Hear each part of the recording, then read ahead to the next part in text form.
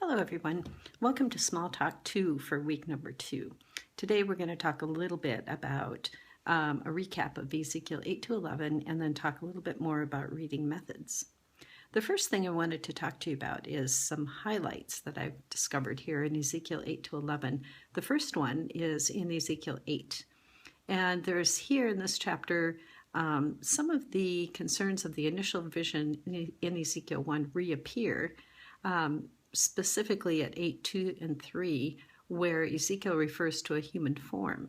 And this conceptually takes us back to Ezekiel 1, 26 to 28, where there's a discussion of a human form. Secondly, Ezekiel 8:3 mentions the appearance of a hand, and this hand takes Ezekiel in divine visions to Jerusalem and puts him at the area of the north gate. And importantly here is that Ezekiel is taken in visions. He's not actually taken to Jerusalem. You'll see sort of an echo of this in Islam, where they talk about Muhammad actually being picked up by the hair and dropped into Jerusalem.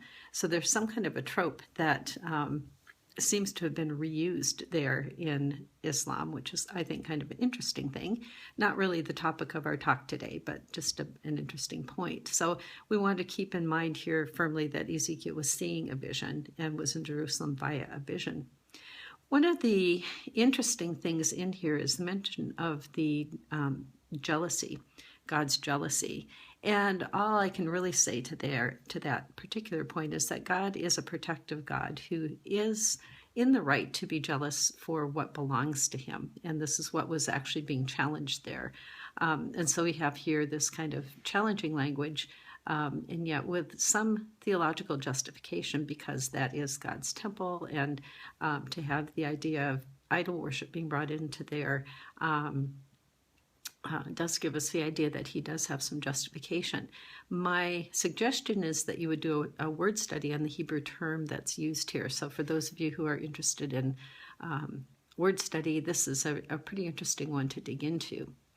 At issue here is the idea that it was the top drawer, the upper crust of religious leaders, and they were being rendered ritually impure because of their involvement with the idols. So you can go back and take a look at Leviticus 11, for example, to see where this actually is going. It's not simply a matter of somebody having an idol, but rather the leadership themselves who are becoming ritually impure.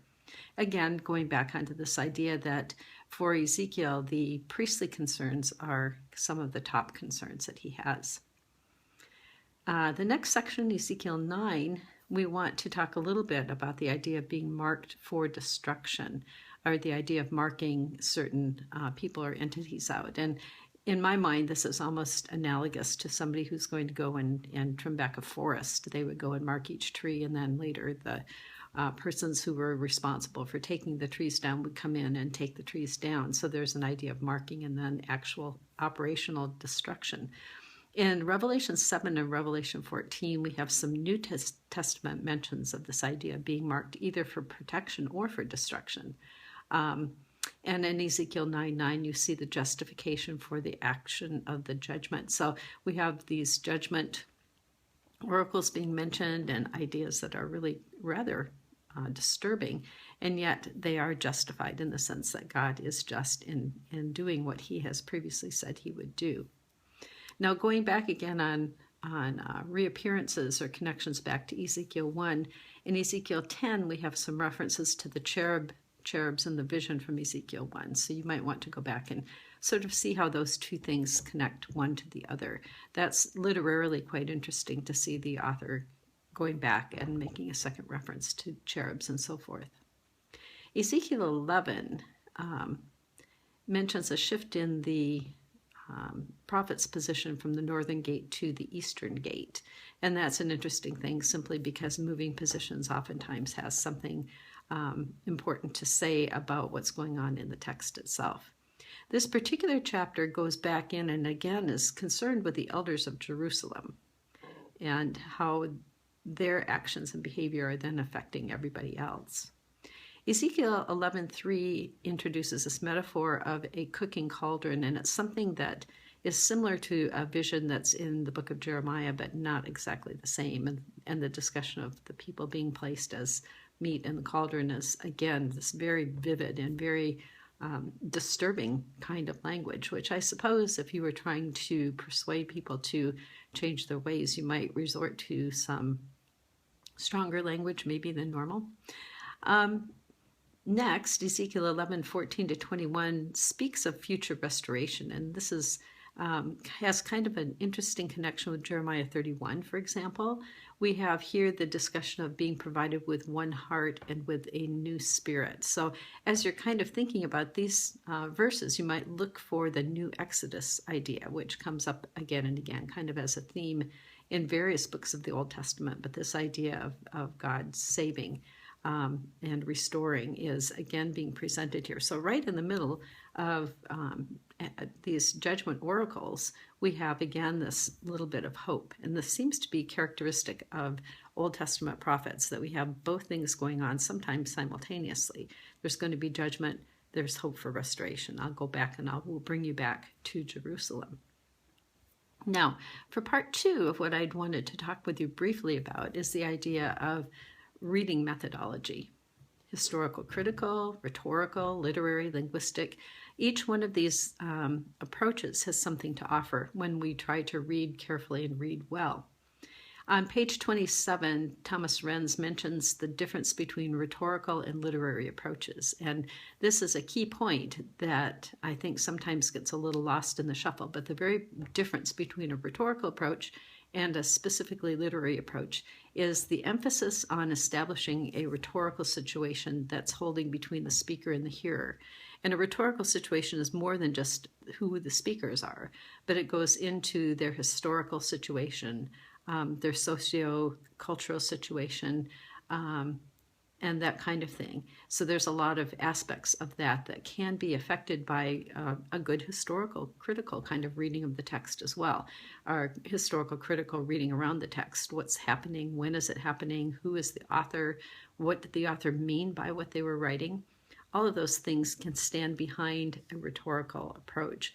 A literary approach itself may concentrate on that world that's within the text and not necessarily try to make a lot of connections with the outside world. So that is pretty much a big difference. So I've been introducing you to the idea of textual theory, where the historical critical method and the rhetorical approach can offer clarity for issues that surround the discourse world being the big world of the original speaker and the hearer, or of us as readers and the text itself. So these kind of outside the text issues are important to clarify, I think, because we want to know where the text stands. So Renz's rhetorical approach, I think, is a nice kind of mix between the two things that I like, which are rhetorical and then literary. His approach gives us background information to interpret the situations that we find within the text itself. And because of this, we can then interpret the situations within the text world, time, location, characters, objects, and they get identity connections to the, quote, real world, or in other words, the discourse world, because of the historical information and other kinds of things that are given within.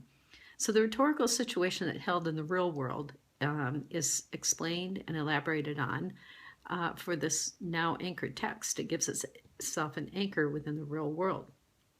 Interestingly, there's more agreement regarding time and location and somewhat characters in Ezekiel than there is, for example, in Isaiah or Jeremiah.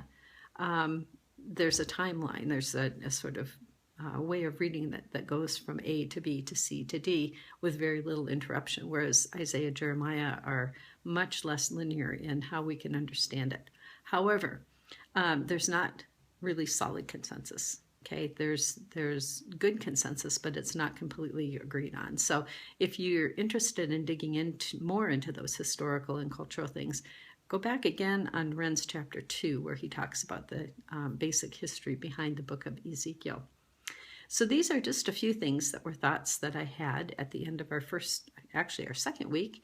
I want to congratulate all of you on some really good forum posts, and I would commend to you all of the forum posts if you have a chance to go back and read them, because there's a lot of information that got brought up in some of the groups that is valuable for all of the groups to read. So you're on this sort of what it's called is visible groups. You can see all of the group's contributions. You can write into your own group mates, so you can, though, still look at what everybody else has written, which I think is this week has been really good for a lot of good content. So on we go into our next section. Expect another video and another set of notes fairly soon, and we'll move on into week number 3.